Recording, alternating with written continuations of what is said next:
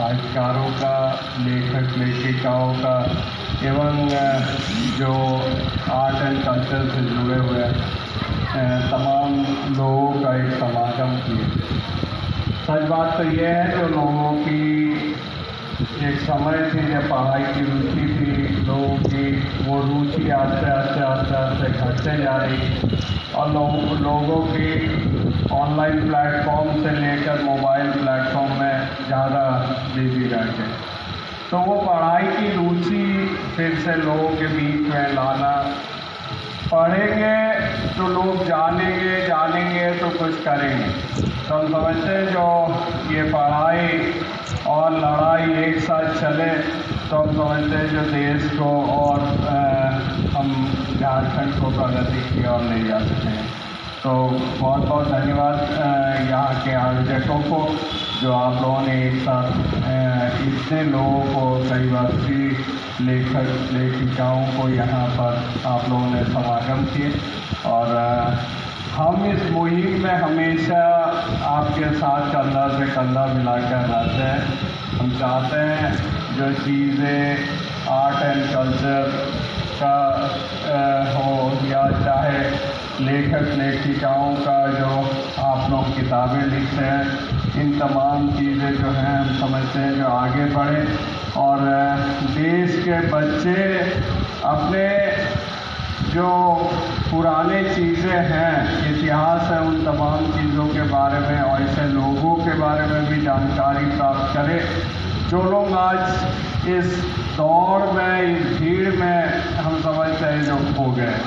हम वही जानते हैं जो हम देखते हैं और आज के दौर में जो टीवी और मीडिया और न्यूज़पेपर जो दिखाते हैं, हम समझते हैं जो लोग कुछ भी नहीं किए हैं, कुछ ऐसा वक्तव्य दे दिए, कुछ ऐसे सेंटिमेंटल बातें कर दिए तो लगातार उसी चीज़ों को चलाते रहते हैं। तो लोगों को लगता है कि ये छोड़कर द्वितीय कोई व्यक्ति है ही नहीं।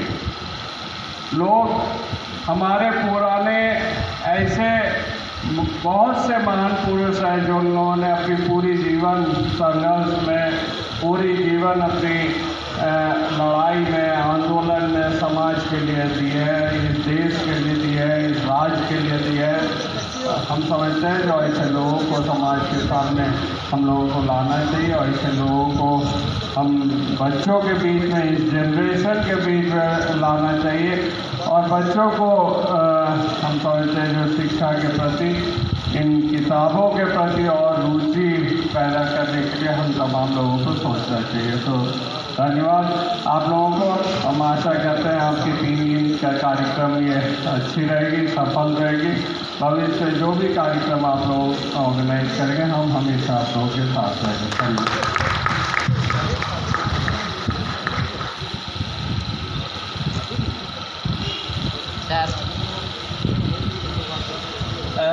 धन्यवाद अरूप जी को, बहुत बहुत धन्यवाद। देखिए, इस प्रगतिशील जगह में प्रगतिशील लोग हैं। रामकृष्ण जी दिन भर समय दे रहे हैं, बाकी लोग दे रहे हैं। इसका अर्थ है कि प्रगतिशील लोग ही प्रगतिशील संघर्ष को आगे बढ़ा सकता है और विभिन्न कंप्लेन पर इसके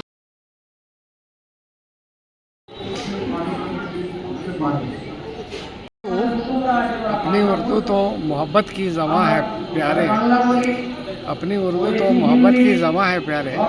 उफ, सियासत ने इसे मजहब से जोड़ दिया। और सियासत ने इसे मजहब से जोड़ दिया। और उसके बाद सर, उसके बाद उर्दू बड़ी अरिस्टोक्रेसी है ज़बां में, बड़ी अरिस्टोक्रेसी है ज़बां में। फ़कीरी में नवाबी का मज़ा देती है उर्दू। अरे वाह। सर आप अपना नाम और डॉक्टर सुनील सिन्हा और बस डॉक्टर हैं। चलिए सर, आपने अपनी शायरी चाहे 2 ही बंद सुनाए किंतु सुनाए तो सही। निकलते हैं जो प्राकृत भाषा हमारी है, शब्द के रूप जो है उसी प्राकृत में है और उसे हमने संस्कारित करके, प्यूरिफाई करके संस्कृत नाम दिया। तो संस्कृत जो है वह बौद्धिक पढ़े लिखे लोगों के वर्ष की भाषा है और आपसी जो हमारे संवाद की भाषा है वो प्राकृत है, नेचुरल है। उसमें ये सारी भाषाएं हैं। ये जो आज हम इसे बांग्ला कहते हैं, हिंदी कहते हैं, उड़िया कहते हैं, मैथिली, अवधी, ये केवल एक हिंदी क्षेत्र में लगभग 49 बोलियाँ हैं, 49। तो इन प्राकृत बोलियों को हम कैसे बचाएं, उसी को लेकर के हम, जैसे मान लीजिए कि मैं उदाहरण आपको ये कर रहा हूँ। संस्कृत में एक शब्द है ढाल, डाली ढाल को कहते हैं, तो उसे कुछ लोग चाल बोलते हैं बांग्ला में, और हिंदी वाले उसको चावल बोलते हैं। गेहूँ, ये तो भात की बात हो गई, जो हमारे यहाँ दो मुख्य यह है भात और रोटी। तो ये गेहूँ जो है संस्कृत में गोधूम है, फारसी में गंदुम है, और भोजपुरी में गेहूँ है, बांग्ला में गम है। अब जब उसे हम घुमाते हैं, रोटेट करते हैं, तो एक शब्द है अट।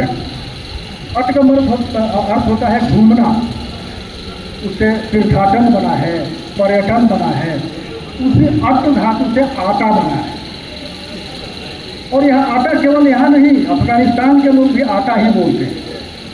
यानी उसी अट से आटा बना, उस गंदुम को हमने घुमा करके, और हमारे यहाँ ये जो संस्कृत में इसको चरपट कहते हैं, और इसी से चपक शब्द बना है। और इससे जब हम ऐसे उस आटे को साफ करके तो बनाते हैं, उसको चपाती कहते हैं। तो चपाती है, इस चरपट से चपाती बना, चपक भी बना। और एक शब्द है अंग्रेजी में रोटेशन, मैंने उसको घुमाकर, जब बेलने की प्रक्रिया हमारे यहाँ शुरू हुई तो रोटेशन वो रथ धातु से बना है। रथ का अर्थ होता है चक्का, उसी से रथ, तो चंदन रथ भी बना, रथी महारथी अधिरथी शब्द भी बना। तो उस रथ से वो रोटी, रोटेट करने से वो रोटी बन गया। तो जब हम उसे फुलाते हैं तो फुलका बन गया। तो इस तरह से हमारे शब्दों का निर्माण हुआ है। और मित्रों, हमारे यहाँ कहा जाता है कि 4 कोस पर पानी बदले, 4 कोस पर पानी बदले 8 कोस पर बानी, 16 कोस पर पकड़ बदले 32 कोस पर छानी। यानी 4 कोस पर पानी, आब हवा जो है पानी की क्वालिटी उसमें थोड़ा सा परिवर्तन आ जाता है। 8 कोस पर पानी बदल जाती है, जो भाषा हमारी बोली है। और 16 कोस पर पगड़ी बांधने का ढंग, वस्त्राभूषण बदल जाता है। और 32 कोस पर छानी, यानी छप्पर ढाने का जो हमारी वास्तुकला है, उसमें थोड़ा सा परिवर्तन आ जाता है। तो शायद शुरू में रणेंद्र जी या किसी ने कहा था कि अगर हम पैदल चलें, अगर हम कामरूप कामाख्या से पैदल चलें और कालीकट तक चले जाएं, धीरे धीरे रुकते हुए दिन भर जितना चलें, और जाकर के किसी गांव में ठहर गए, वहाँ 1-2 दिन रहे और फिर आगे बढ़ें, तो हमें लगेगा ही नहीं कि हम किसी अन्य भाषाभाषी क्षेत्र में आ गए। मैंने इस तरह से चलित।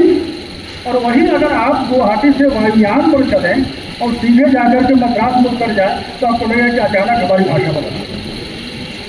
यानी इस तरह से त्रिपार्श्व के प्रिज्म के वर्ण पट में जब 2 रंग आपस में मिलते हैं, तो एकदम अचानक से रंग नहीं शुरू हो जाता है। कुछ दूर तक दोनों रंग जो आपस में एक दूसरे को ओवरलैपिंग करते हैं। तो इस तरह से हमारे भाषाओं का गठन है।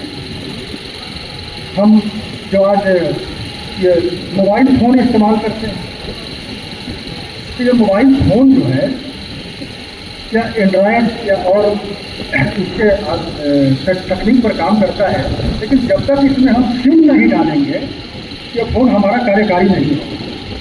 तो ये हमारी भाषाओं का सिम जो है वो 2-3 भाषाओं पर आधारित है। एक तो है संस्कृत, फारसी, और यह जो हमारी नेचुरल भाषा है, जैसे खोखा है, आपका खोखा या हो या उड़ाव, या जो ये आश्रित भाषा जिसको कहा जाता है, ड्रेविडियन भाषा कहा जाता है, तो ये सारे ये सिम, और हम अलग अलग उसमें एप्लीकेशन जो ऐप डाउनलोड करते हैं, तो भाषाओं का वो सिम हमारा एक है। तो हमें इस तरफ ध्यान देना है। ये फोन शब्द जो है अपने आप में यह संस्कृत के, इसका एक जो भंड धातु से यह फोन PHONE, इसका मूल रूप जो है वो BONE है, बोन हड्डी वाला बोन नहीं, भ्रम। और वो संस्कृत जो भण है, भणति विद्यापति, या फणति जयदेव कवि अमितम। तो मित्रों, यह जो मूल हमारा जो स्ट्रक्चर है, यह एक है, चेसिस हमारा एक है। उस पर अगर हम ट्रक की बॉडी बैठाएं या बस की बॉडी बैठाएं, यह हमारे ऊपर निर्भर करता है। तो जिधर तन्मय बाबू ने इशारा किया, मेरा भी वही मानना है। ये जो 21 फरवरी को आसनसोल में मातृभाषा दिवस के ऊपर ये था, तो मैं भी उसमें गया था, तो मैंने भी यही बात कही कि भाई ये जो बराकर है, मैं बंगाल में हूँ, तो बराकर आप समझते हैं कि बराकर की घर बंगला है, तो क्या बराकर से लेकर के 22 साल तक एक ही तरह की बांग्ला बोली जाती है? नहीं बोली जाती है। इस तरह से हिंदी एक तरह से नहीं बोली जाती है। एक स्थानवाची नाम है, और इसके पहले कोई जानता भी नहीं था कि बांग्ला क्या है, हिंदी क्या है। कि तो 1928 के बाद जब ग्रियर्सन का लिंग्विस्टिक सर्वे ऑफ इंडिया जब प्रकाशित हुआ 1925 से लेकर के 1905 या 3 से लेकर के 1928 तक, उस समय यह नाम दिया गया। इसके पहले हम इसे केवल भाषा कहते थे। तुलसीदास ने अवधि में रामचरित मानस की रचना नहीं की थी, तो भाषा में उन्होंने लिखा था, इसका नाम भाषा था। आज एक विवाद चल रहा है हिंदी और उर्दू को लेकर के, और बांग्ला में इधर आपने इशारा किया एक व्हाट्सएप माता जी के लिए मनमोहन पाठक जी,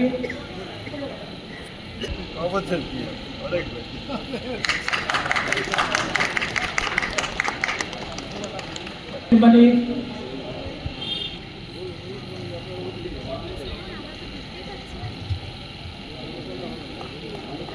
पुलिया से आए हैं, नौजवान हैं, बहुत कार्यक्रम करते रहते हैं अपने यहाँ। इसके बधाई हो।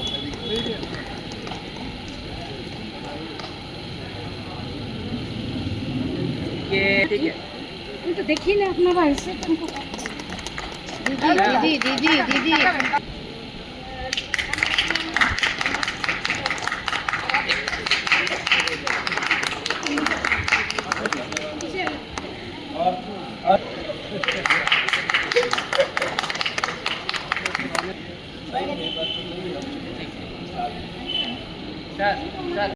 को उठाए हैं।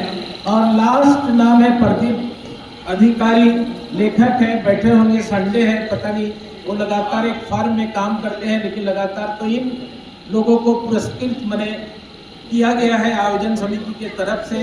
तो सबसे पहले तो बहुत बधाई आप लोगों को। आप सब कुछ बोलेंगे सर, आप कुछ बोलिएगा। तो हम चाहेंगे कि सबसे पहले डॉक्टर सुनील को सम्मानित करें, प्रोफेसर याई खान और अनिंद्र जी। ये बहुत बड़ा ऐतिहासिक समय सर, आपको तो सब कुछ रहना होगा। जोरदार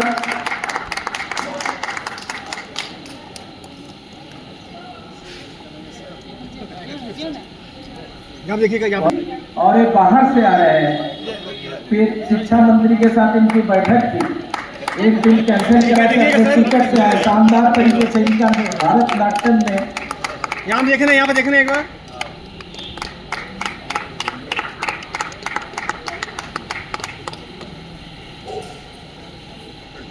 सर सर यहाँ पे देखिए एक बार, यहाँ पे इधर इधर।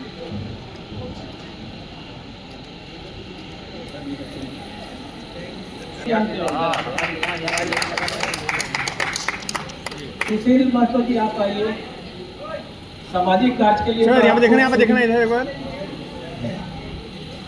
इधर हाँ, सम्मान दे लीजिए। ठीक। इनको दीजिए। तनुश्री गोराई को एक लेखक है, मनमोहन पाठक जी, और अध्यक्ष इस आयोजन समिति को देंगे। यहाँ पे देखना है, एक बार।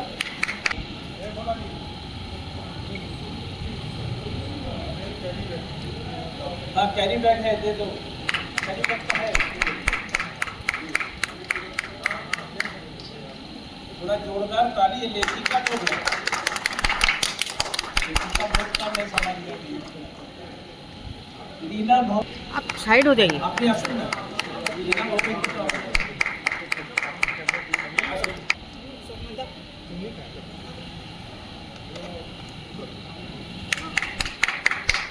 आप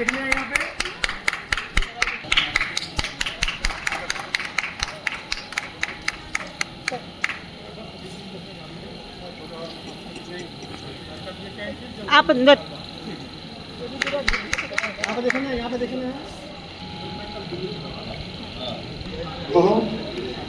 ये कार्यक्रम हुआ और इसमें जो लोगों ने कहा उसको आपने क्या समझा और कैसे आप इसको आगे बढ़ाना चाहते हैं? हादसा के सवाल पर जिस तरह से राजनीति की जा रही है पूरे देश में, वो उसके अलग नमूने हैं। लेकिन जो लोग भाषा से प्रेम करते हैं और भाषा का विकास चाहते हैं, उनकी ये चिंता है कि हमें आपस में जो है सो परस्पर सहयोग और समन्वय हो तो भाषा ज़्यादा बढ़ेगी, क्योंकि भाषा रुकी हुई नहीं रहती है। भाषा की एक धारा होती है जिसमें प्रवाह होता है, और वह जो धारा आती है वह हमारे सामाजिक सरोकार से आती है, हमारे जो ज़िंदगी के कारोबार है उससे आती है, सांस्कृतिक आदान प्रदान से आती है।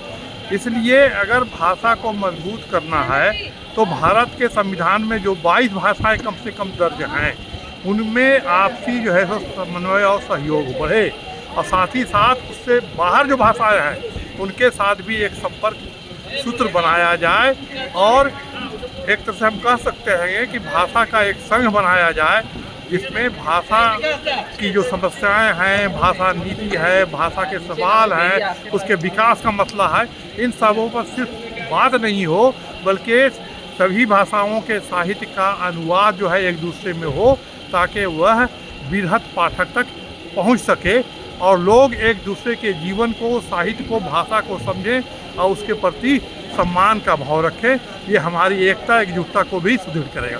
आपका नाम और डेजिग्नेशन? मैं अली इमाम खां और मैं अभी जनवादी लेखक संघ केंद्रीय कमेटी का सचिव हूँ। धन्यवाद सर। सर, ये जो भाषा पे आपने आज बोला उसके ऊपर आप प्रकाश डाल सकते हैं? 19वीं सदी में जो कुछ हुआ, जो हमारी औपनिवेशिक ताकतें थी, जो उनका प्राच्यवादी दृष्टिकोण था, उस पर एडवर्ड सईद ने बहुत विस्तार से बात किया है कि अपनी अवधारणाओं को हमारे ऊपर थोपाओ नहीं। तो उनके यहाँ जो नेशन स्टेट की अवधारणा थी वो एक रेस, एक लैंग्वेज, एक रिलीजन वाली, तो हमको उसी नज़रिए से देख रहे थे। और हमारी भाषा जो थी उसकी जो एकता थी, एक अंतर संबंध था, जो बहता नीर कबीर ने कहा है और सब लोगों ने, कि वो उसका रूप बदलता था, भाषा नहीं बदलती थी, भाषा नहीं बदलती थी। लेकिन उन्होंने कुछ इस ढंग की सैद्धांतिकी गढ़ी, कुछ इस ढंग की चीज़ें हम पर थोपी, चाहे वो विलियम जोन्स हो या ग्रियर्सन हो, कि इस भाषा परिवार को एक साइंटिफिक थ्योरी के तौर पे, जबकि उनके यहाँ बाइबल की कहानी से आया था। और हमारे लोगों ने, जिनको इसमें अपनी राजनीति दिख रही थी, भाषा की अस्मिता की एक राजनीति शुरू हुई हमारे यहाँ भी उनके कारण से, वो उनका समर्थन किए। और जो हमारे यहाँ जो स्पेक्ट्रम थ्योरी या कंटिन्यूम थ्योरी है, कि कैसे धीरे धीरे धीरे रूप बदलती है, जैसे इंद्रधनुष के रंग जिस से बदलते हैं, इसको किशोरदास वाजपेयी ने कहा कि पैदल अगर आप चले तो कहीं आपको कोई बदलाव नजर नहीं। हाँ, वो हमारे यहाँ सच्चाई भी है कि आप बढ़िएगा उधर बहरागोड़ा में तो वहाँ एक गढ़ गुजरी है, उसमें उड़िया भी है, बांग्ला भी है। आप उड़ीसा और गोदावरी के तट पर पहुँचिएगा तो वहाँ तेलुगु शामिल हो जाएगी उड़िया में। अब कैसे उड़िया बांग्ला से अलग ज़बरदस्ती की गई, या असमी को कैसे, अब चूँकि राज्य बनाना है तो सारी राजनीतियाँ हुई हैं। तो ये बाइनरी के आधार पे, हम अच्छे और आप बुरे, या हम और अन्य के आधार पे जो सारी राजनीति शुरू हुई वो ब्रिटिश पीरियड में, वो पहचान की राजनीति ने उसको और तीव्र किया है।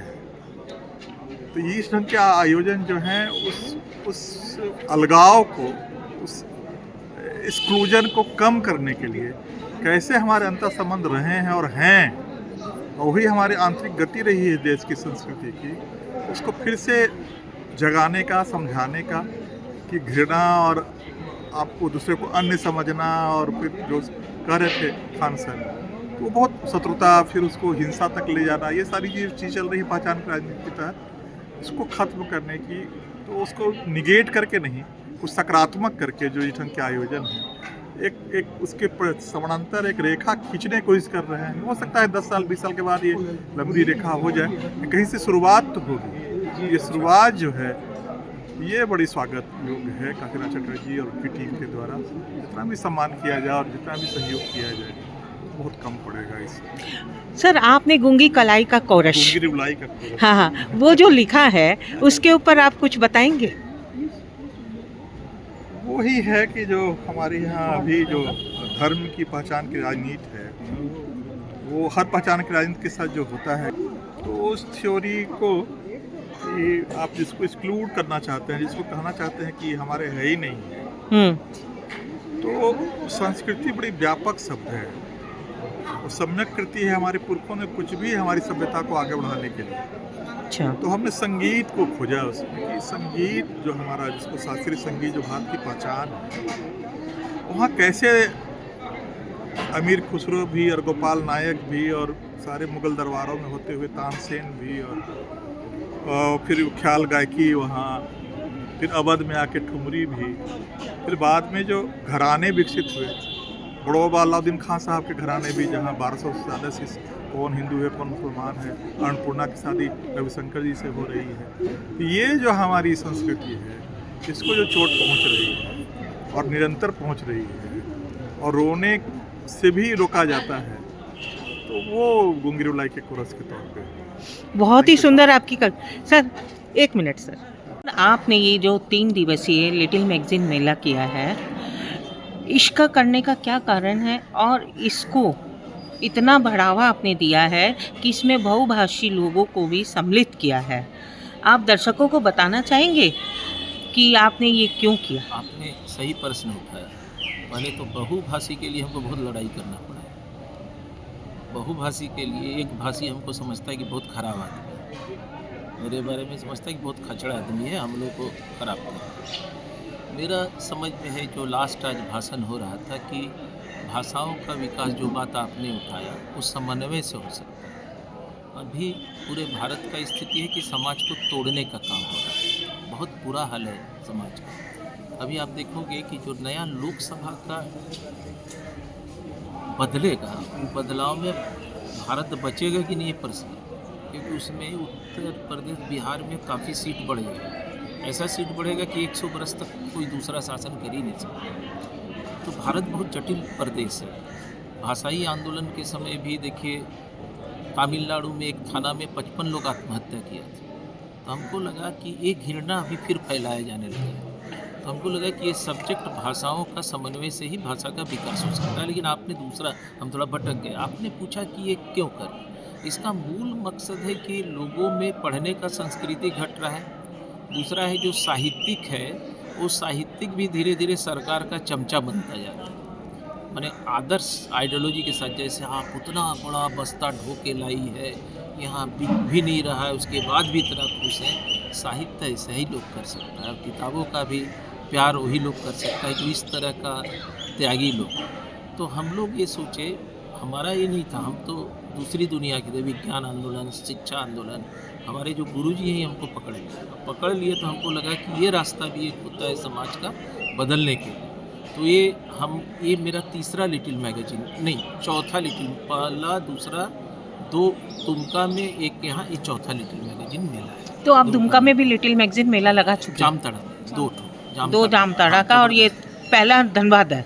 धनबाद में 4, ये चौथा है। आप आई ऐसे तो चतुर्थ है, लेकिन आपके सहयोग मेरे साथ दूसरा है। पहला हम इनके साथ यहाँ किए, फिर चले गए जामताड़ा में 2 किए, फिर यहाँ। इससे हमको लग रहा है कि छोटे छोटे साहित्यकों को अगर हम पूरा देश में जोड़ लें, बहुत बड़ा काम हो सकता है। और किताब का बड़ा दुनिया है। हम जो हमारा संगठन है ना, वो गरीबों तक किताब पहुँचाने का ही संगठन है। तो अगर हम जनवाचन करते हैं तो किताबों को लेकर के नीचे जा सकते हैं। ये 3 मेला में जो मेरा ये चौथा मेला का अनुभव है, सबसे सफल मेला है। ये सफल मेला इसलिए है कि इसमें लोगों के साथ संवाद हो रहा है। बहुभाषी लोग, कितना अच्छा था, बंगला में भी बोल रहा था, हिंदी में भी बोल रहा था, और दोनों एक ही बात बोल रहा था, कोई लड़ाई का बात नहीं बोला। जो हमारा एक साथी आया जो दिनेश दुर्मी, वो एक समय भाषा का संघर्ष में वो समझता था कि विदेशी जगह है, लेकिन आज उसको ये समझ में आ गया कि कोई रास्ता नहीं, समन्वय से ही पढ़ा जा सकता है। तो ये हम समझते हैं कि ये कार्यक्रम तो आपने मतलब लोगों को एक मंच पे लाके खड़ा करने का उद्देश्य ले लिया है, और उसी उद्देश्य के माध्यम से आपने इस लिटिल मैगजीन मेला में बहुभाषी लिटिल मैगजीन मेला जी घोषित कर दिया। जी जी। चलिए और बताइए कि ये लिटिल मैगजीन मेला जब आप करते हो तो आप लोगों को किस तरह की सहयोग की ज़रूरत पड़ती है? बहुत कठिन, माने आर्थिक सहयोग हम क्या बताएं इसको करने में। लगभग हम लोग 2 महीना से ये छुट्टी लेके आए। ये लड़की को आप देख रहे हैं, ये दौड़ के जा रही है बोकारो, फिर आ रही है। तो ऐसा हमारा 50 डेडिकेटेड टीम है। ये गाड़ी लेके चले आए, पत्नी आ गया, पति आ गया, तो ये 50 लोग मिला तो ये मेला हुआ। पहला बात तो ये है। दूसरा बात है कि पैसा नहीं था, तो अब हम लोग बजट बनाए 5 लाख। कलेक्शन हम सोचे नहीं थे, लेकिन तब भी कलेक्शन 2.5 लाख तक हुआ। लेकिन अभी भी 1.5 लाख 2 लाख डेफिसिट। अब 1.5-2 लाख कौन, माने उसका घाटा किसको होगा? जो अध्यक्ष है वो, माने वो अपना जीवन को, हमारा तो कोई क्रेडिट जाता ही नहीं। क्रेडिट तो उस व्यक्ति को जाता है 75 वर्ष का आदमी को, जो माने अपना पैसा भी दे रहा है, तन मना 75 वर्ष में भी जग करके काम कर रहा है। तो उनका मोटिवेशन का तो कोई जवाब नहीं है। और वो इस मेला को करने के लिए माने हम ओपन नहीं कर सकते हैं, माने दूसरी जगह से लोन भी लिए, लेकिन उसके बाद भी उनको एक खुशी है। आप सारे लोगों को जोड़, बोले किसी से कुछ नहीं लेना, सारे लोगों को फ्री खिलाना, ये करना है। ये हमारे और उनमें खूब डिबेट चला, डिबेट चल करके सारा चीज़ कर दिया। तो हम समझते हैं कि लोग लेकिन पैसा दें। ये तहसील करके गांव से लाए 3-4 हज़ार रुपये दिए। इन लोग तेल भरा करके आ रहे हैं, कोई 2000, कोई 3000, कोई 1000 को। मैंने कल आए थे प्रतिनिधि, वो हमको आकर के पॉकेट में बोले 25,000 रुपीज़ दे करके गए। तो आप उनका नाम बता पाएंगे? जी, जो कल विधायक आए थे, आप उनका नाम बताएं। अरूप चटर्जी जो विधायक, और वो 25,000 ला के हमको दिए। हम उनसे गए थे, बोले कि क्या मदद चाहिए आपको? हम बोले आपको, हम क्या बोले क्या मदद चाहिए? हम ये और डॉक्टर DK से थे। हमको पता, हम बोले नहीं पता। वो आके कल 25,000 रुपये हमको दे करके आए। कई हमारे जो साथी लोग हैं, जिनसे जो डैफोडिल्स स्कूल का था, लोग कह रहा था कि क्या कर रहा है, वो 8,000 रुपये 10,000 दिया था, 2,000 हम लौटा दिए, क्योंकि हमारे पास सोवेनियर का एडवर्टाइजमेंट का कोई जगह नहीं था। तो इस ढंग से 2.5 लाख गरीब गांव के लोगों से तहसीलना 2,000 देने वाले के लिए कितना मेहनत हुआ। कोई 3,000, कोई 2,000, कोई 5,000, कोई 4,000, इस ढंग से हम लोग को पैसा दिया। तब जाके आप इस मेला को कर मेला को, और लगभग हमको अभी तक हमको लग रहा है कि, और एक संगठन लगभग हमको 50,000 मदद किया है। तो अभी तक 2.5 लाख रुपया हमारे पास आया है। खर्चा 4 लाख तक जाएगा। देखते हैं और क्या करेंगे, लेकिन करेंगे, मैंने करते रहेंगे और आगे बढ़ेंगे। फिर अगली बार भी करेंगे? जी जरूर, और आपको अगली बार भी आना है, और दूसरे ज़िले में भी करेंगे। जामताड़ा धनबाद हो गया ना, दूसरा ज़िला में भी करेंगे, वहाँ भी आपको आना है। हम तो मेरे पास नंबर हो, वही तो प्रोफेसर DK सेन को बोले, DK सेन। सर आप अपना नाम और डेजिग्नेशन बताएं। काशीनाथ चटर्जी, हम ऐसे भारत ज्ञान विज्ञान समिति एक संगठन है, उसके राष्ट्रीय उपाध्यक्ष हैं। पहले हम जनरल सेक्रेटरी थे उसके, और इस आयोजन समिति के हम सेक्रेटरी हैं। दूसरा मेरा परिचय ये है कि हम उनका शिष्य भी हैं, वो हमको पढ़ाएँ। लेकिन बाद में हम भी कॉलेज टीचर रहे, वो भी टीचर। सर ये आप जो लिटिल मैगजीन मेला चालू कर रखे हो, 4 साल हो गए आपको इसको करते हुए? 18 में शुरू किया। हाँ, 6 साल। मतलब चतुर्थ लिटिल मैगजीन मेला है धनबाद का। हाँ। तो इसका करने का कारण? इसका करने का कारण एक्चुअली देखिए, मैंने पढ़ने का एक हैबिट तैयार करने के लिए, और हम लोग का झारखंड स्टेट में लिटिल मैगजीन का कंसेप्ट ही नहीं है।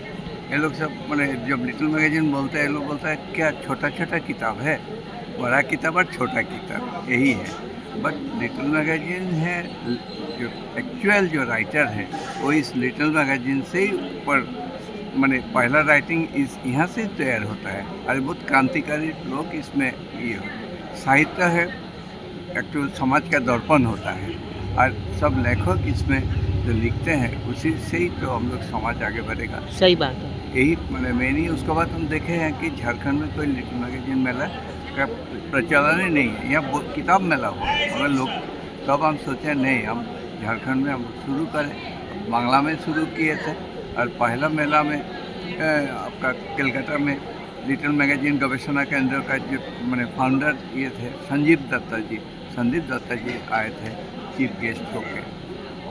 उसका बाद सेकंड मेला भी उनका चीफ गेस्ट उनके सानिध्य में उनका किए थे। और धीरे धीरे लोक में इसका जनप्रियता पॉपुलैरिटी बढ़ते जा रहा है। अभी ऐसा नहीं है कि एकदम बहुत पॉपुलैरिटी हो गया है। आजकल पर्टिकुलरली कल्चरल प्रोग्राम के लिए पॉपुलैरिटी बहुत ज़्यादा होता है। पढ़ाई लिखने के सब में किताब खरीदने में आजकल पता नहीं काहे लोग 100 रुपया का एक तो मैगजीन 3 महीना का एक तो मैगजीन 100 रुपये में वो खरीदने नहीं चाहता है। यही सबसे दुखद बात है। सर इसका कारण आजकल इसका कारण नहीं है। आजकल मैंने पता नहीं, हमको लगता है कि ये लोग किताब पर काहे इतना मैंने दूर हट रहे हैं, ये हमको मैंने ये लगता है। इसका कारण कहीं ये तो नहीं कि हम बच्चों में पढ़ने की प्रवृत्ति नहीं डाल रहे हैं? वो भी है। एक्चुअली बच्चा लोग का आजकल जो स्कूल में जो मैंने पढ़ रहे हैं वहाँ इतना लोड है वो लोग पर, तो इसीलिए वो लोग उसी में ही रहता है। उसके बाद बच्चा को एक्स्ट्रा करिकुलर एक्टिविटीज़ में वो लोग डाल देता है, तो ये सब ये करने के बाद तो अपना मातृभाषा में ही पढ़ने नहीं चाहता है। यही मेन कारण है। इसीलिए आप छोटा बच्चा से ये सब नहीं पढ़ेगा तो अभी हम लोग का तो उम्र हो गया। अभी आप देखते हैं यहाँ लिटिल मैगजीन में जितना साहित्यिक लोग आए हैं, यंग जनरेशन कम है। यंग जनरेशन में भी हमको लगता है अब 35 है और मैक्सिमम बुजुर्ग लोग ही यहाँ पर आए हैं। तो यही बोले हमको समझ में नहीं आते आगे में क्या होगा, मगर निराश नहीं हो, एकदम होगा आगे में, काहे नहीं होगा, पड़ेगा पढ़ने का। सर कल प्रभात फेरी भी आपने की, हाँ, इससे क्या स्थानीय लोगों में कोई जन जागरण हुआ? जन जागरण तो जरूर हुआ, देखा है कम से कम। आज पेपर में भी उसके बारे में बहुत कुछ लिखा है। और सबसे ज़्यादा तो हमको बहुत खुश किए हैं आप जो कल नारी लेखक के बारे में जो आप बोले थे, वो पेपर में बहुत बड़ा फोकस हुआ है। अच्छा। हिंदुस्तान पेपर और जो यहाँ का नंबर 1 न्यूज़पेपर जो है उसमें आपका नाम, उसके बाद विनोद ये उदय कैरोला जी, डॉक्टर मीना, इन लोग का बात बहुत अच्छा ढंग से निकला है। तो ये आपके लिए खुशी की बात? बहुत खुशी का बात है, बहुत खुशी का बात है। वैसे तो मैं अगर आपको कहूँ, मैं अभी आपका इंटरव्यू ले रही हूँ, लेकिन मैं आपको अगर एक बात ये भी बोलना चाहूँगी, आपने जब मुझे बुलाया उससे बढ़ के मेरे लिए कोई खुशी की बात नहीं हो सकती कि आपने मुझे इतना सम्मान देके यहाँ पर बुलाया। हम आपके बारे में ये हम बट आपके सदीनामा पब्लिकेशन को ही हमको बहुत अट्रैक्शन के पता नहीं। इसमें उस समय पहला 18 में जब आए थे, आप तो पहला मेला में भी आए थे, तो इस पब्लिकेशन का किताब हमको मेरा पास है। और एक तो है कि आपका डिफरेंट विभिन्न लैंग्वेज से अनुवाद पर आप लोग बहुत काम कर रहे हैं। जी सर, ये तो यही एक और ये अनुवाद पर काम है, बहुत जरूरी चीज़ है। हम बांग्ला में लिख रहे हैं, दूसरा भाषा का जो समझ में नहीं आ रहा, उस भाषा का किताब हमको समझ में नहीं। अनुवाद समाज को जोड़ने का एक बड़ा माध्यम है। सर और आप अपने बारे में कुछ बताएं दर्शकों को कि आप क्या करते हो, आप क्या पढ़ाते थे? हम मैथमेटिक्स पढ़ाते थे। अब मैथमेटिक्स का मैंने एज ए प्रोफेसर HOD के हिसाब से यहाँ लोकल कॉलेज से हम रिटायर्ड किए हैं। और हम इंडियन स्कूल ऑफ माइंस से हम PhD भी किए हैं। और गणित पर मेरा बहुत किताब है जो यूनिवर्सिटी लेवल में पढ़ाई होता है, चलता है। तो सर कोई ऐसी किताब है जो ऑल ओवर इंडिया चलती हो? देखिए, ऑल ओवर मैथमेटिक्स ऐसा किताब है जो ऑटोमेटिक है। सर आपकी कोई ऑल इंडिया बेसिस कोई किताब है? ऑल इंडिया बेसिस तो हम बोल नहीं पाएंगे, पब्लिशर जो निकलते हैं डिफरेंट। ये तो हम जानते हैं इधर झारखंड, बिहार, छत्तीसगढ़, ये सब यूनिवर्सिटी में मेरा मैथ का किताब रहता है। इंडियन स्कूल ऑफ माइंस में भी लाइब्रेरी में मेरा किताब है। सर अपना नाम और डेजिग्नेशन बोलिए। मेरा नाम है दीपक कुमार सेन और डेजिग्नेशन अभी हम रिटायर्ड प्रोफेसर हैं। और ये शिल्पी आनंदा जो त्रैमासिक पत्रिका है, ये रजिस्टर्ड RNI है एज वेल एज ISSN भी है। इसका हम एडिटर है। और इस लिटिल मैगजीन में मैं आप तो जानते हैं इसका आयोजक। नहीं, मैं जानती हूँ सर, दर्शकों को आप बताएं। हम दर्शकों को बताएंगे कि धनबाद में इस मेला में आप लोग आइए, जरूर आइए, इसको देखिए। आप थोड़ा इनको बोलिए, बहुभाषी जो लोग हैं उनको बोलिए कि बहुभाषी जो आप पत्रिकाएं निकाल रहे हैं वो धनबाद के लिटिल मैगजीन मेले में आप जरूर। हम लोग बहुत कोशिश की, यहाँ पर भी आए हैं। आपका तो पब्लिकेशन भी बहुभाषी का है। और आज का जो सेमिनार था भी बहुत अच्छे से मनाया है। धन्यवाद सर। सदीनामा आपसे प्रेरणा लेके लोगों तक पहुंचाने की कोशिश कर रही है कि लोग इस कार्यक्रम को और बढ़ावा दे और जितनी पत्रिका बहुभाषी पत्रिका है वो आपसे संपर्क करे। आप अपना फ़ोन नंबर बोलिए सर। मेरा फ़ोन नंबर 620222367333। सर ने अपना नंबर भी बता दिया है। हाँ। आप ज़रूर सर से संपर्क। আমাদের এখনকার বিষয়সূচিতে কবিতা পাঠের আসর রেখেছি। কবিতা পাঠ थैंक यू মানুষকে सर। तीसरा नाम है भोलानाथ राम, जिसको आप हर जगह देखते होंगे। ज्ञान विज्ञान समिति के सचिव हैं और इनके विज्ञान के क्षेत्र में काम करने के लिए इनको चुना गया है आयोजन समिति की तरफ से। चौथा नाम विकास ठाकुर है, जो अजीत राय स्मारक समिति जिसके नाम से चल रहा है उसके सामाजिक कार्यकर्ता है। पांचवा है तनुश्री गोराई, जो लेखिका है। और छठा नाम है रीना भोंगली, चंदन क्यारी से आती है, पेशे से टीचर थी। इन्होंने भी बहुत अच्छे ढंग से जोरदार ढंग से लेखनी को उठाए हैं। और लास्ट नाम है प्रदीप अधिकारी, लेखक है, बैठे होंगे, संडे है पता नहीं, वो लगातार एक फर्म में काम करते हैं लेकिन लगातार। तो इन लोगों को पुरस्कृत मने किया गया है आयोजन समिति के तरफ से। तो सबसे पहले तो बहुत बधाई आप लोगों को। आप सब कुछ बोलेंगे नहीं? और मीडिया के दोस्त, आज की गोष्ठी मेरे लिए इस मायने में दिलचस्प है कि इसमें लोगों ने अलग अलग भाषाओं में अपनी बात को पेश किया है। हिंदी में, कोटा में, बंगला और उसके कई रूपों में। दरअसल यही वैविधता जो है हमारी खूबसूरती भी है और हमारी ताकत भी है। और इसके लिए सबसे ज़्यादा जरूरी है सहिष्णुता, जो यहाँ मौजूद लोगों में देखने में आ रही है कि अलग अलग भाषाओं में लोगों ने अपने आप को अभिव्यक्त किया है, फिर भी लोग सहज हैं। कहीं किसी ने कोई विषय हो रही है, विषय भी तय कर दिया गया है पहले से कि भाषाओं के समन्वय एवं सहयोग से ही भाषाओं की तरक्की मुमकिन है। लेकिन जो भाषा का उद्गम है वह हमारी सामाजिकता, सामूहिकता, संवाद,